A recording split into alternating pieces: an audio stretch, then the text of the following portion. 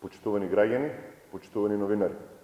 Од почетокот на корона кризата, но и предходно, владата на Социјалдемократскиот сојуз презема сериозни чекори во унапредување на здравствениот систем и зајакнување на неговите капацитети. Со заем од Светската банка обезбедени се 33 милиони евра за опремување на сите оделенија за интензивно лекување со современа медицинска опрема.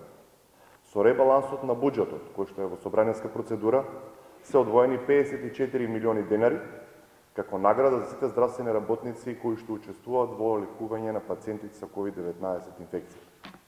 Овие средства ќе се наменат за сите работници во болниците во Скопје, во болниците во останатите градови во државата.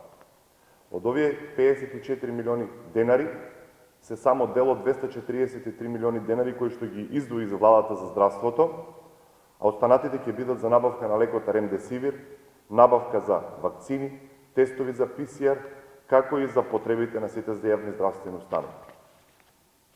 Деновите се сведочиме што значи привилегијата и придобивката на членството во НАТО.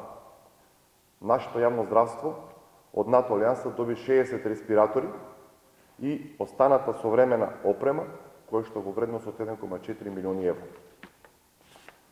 Почитувани граѓани, состојбата со коронавирусата е сериозна. Затоа, како одговорна партија, постојано инвестираме во здравствените установи, кои што со месеци се борат против пандемијата која што го нападна нашата држава.